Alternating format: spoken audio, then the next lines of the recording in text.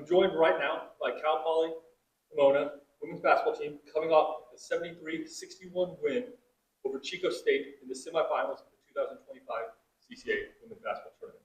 I'm joined right now by head coach Danelle Bishop, on her right, Sydney Nelson, and on her left, Kalaya. Coach, would you take us through your thoughts on today's game?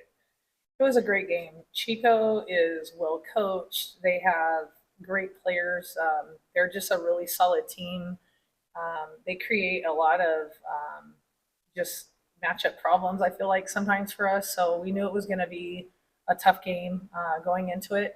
I'm just really proud of our girls. I think we got down 15 or 11-2 or something in that first quarter. Kind of in the story of our year this year. So I wasn't nervous because I'd seen that before, and we just kind of just kept chipping away. And I think once we had the go ahead, forget it was somewhere high 40s. I feel like we had the go ahead.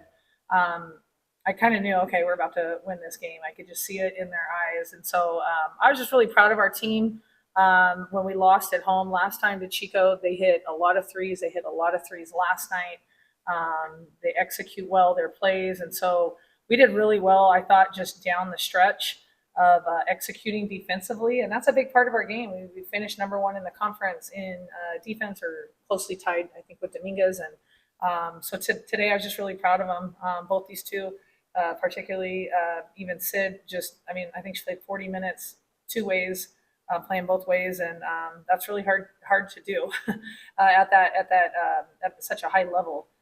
So I was really proud of our team, and just kind of sustained and made shots when we needed to down the stretch.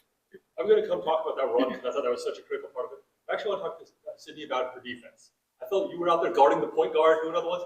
Is this a unique role? Are you usually guarding the other team's guard? Was this a strategy by coach? Could you talk about that, as it seemed a little unique? I just take a lot of pride in my defense, and I know that I can use my length to my advantage, and I'm pretty quick on my feet, so I know that I can, pressure a lot of guards. And I think during this game, I was like, I don't want to lose this game. I want to leave it all out on the floor, so I'm going to take it upon myself to really pressure them, stop the ball, slow the ball down, because Chico's very quick, very, very fast, and like to set up their plays. But if I pressure the ball, it makes it kind of hard for them to do that. So with coach's help, of course, as well as Coach Zoe and Coach Haley reminding me, like, okay, you can be up on this play, or like back off, to save my win and stuff like that. But yeah, their reminders and my team being trusting in me, and also just knowing that I can really pressure them and make it hard for them. I think that really helped me during this game.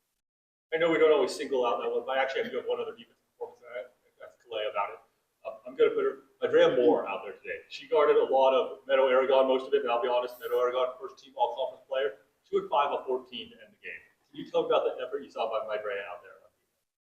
Yeah, we kind of pointed that out in the beginning of the game, right? Like, Meadow was one of the top shooters in the conference as far as like field goal percentage. She shot very well. She's very strong down low. She knows how to use her body very well, and she finishes very well. And we just told Marjorie to be physical with her. And I think that she did a really good job of that. And I think she took pride in that. Like, she made that her emphasis, and we made sure to like keep chirping in her ear about it. Like, stay aggressive, stay physical. Eventually it'll wear on her, and it did, especially in the second half. But I think she did a good job of that, and we tried our best to have her back at that. Let's talk about a couple of these runs, which to me were the difference in the game. You guys had 37 points with like 3 minutes to go in the third quarter, and you guys ended up at 73. So basically, you guys doubled your total points in the final 13 minutes of the game.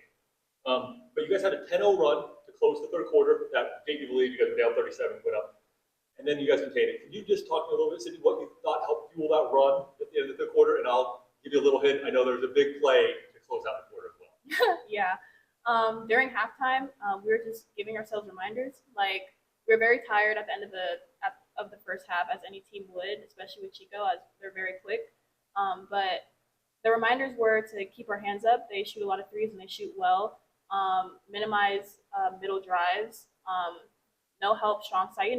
Gentle reminders like that to just really lock into and to remind ourselves as we go out on the court. So once we did go out on the court, that defense really helped us with our offense. We got a lot of shots in transition. We were able to run our plays the way we wanted to and execute them. And everybody was hitting shots that were needed. So during that third quarter run, it was just, we all wanted the same goal. We were all on the same page, bench included. Anybody who came in, all the subs, the coaches, everybody was on the same page to just leave it all out on the floor. And I think that's what we did, and we executed very well. Well, I want to talk to you about closing out that game. You guys obviously took the lead, then going to the fourth, and you are out there as the point guard along the time, very calm. It seems like. Could you just talk to me about the way you guys both maintained that momentum and the way you guys closed in the tournament game, which is so critical? Yeah, I think I was just thinking about it too when Sid was talking. It's a lot easier to play with when momentum's on your side, and we kind of had a lot of momentum on our side in the second half. And like Sid was saying, I think we just by us taking pride in our defense, it allowed us to get easier buckets on offense and feel more confident on the offensive end as well. And then knowing the flow of the game, right? Like knowing when to push, when to slow it down. Like if we're a little bit tired, take time off the clock. Time was on our hands, and we understood that, especially in the fourth quarter, we were a little bit more winded. So that's why we started to like slow the game down a lot.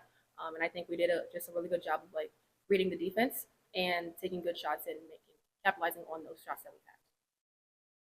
So Kalaya, can you speak to the sisterhood of this team and how you were able to take the team to this point? Yeah, I think honestly we talk a lot about it like behind closed doors.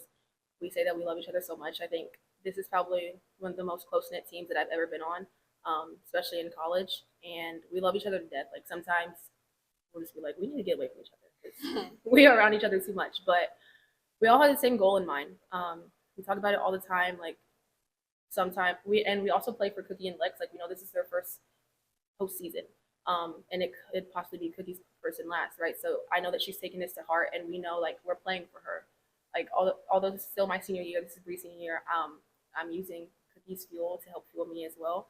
I think we do a good job of just like feeding off of each other and using each other as our own fire. And yeah, I think we all love it so much. Yeah, and just even going off that fire, Sydney, if you could speak to the energy that the bench had tonight and how that helped you guys continue pushing forward. It helped a lot. I don't know if you guys know, I'm not a very upbeat, hype person. I don't yell. I don't I don't get rowdy like that. But they were really getting me rowdy today, and I think that really helped, especially with my defense.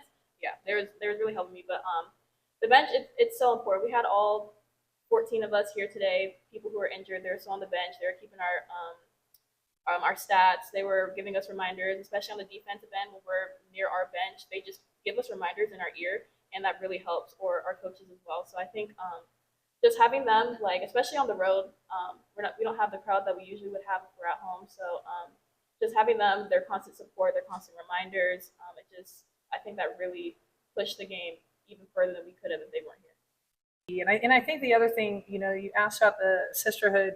I think the one thing that's really special about this team and a lot of teams that I've coached is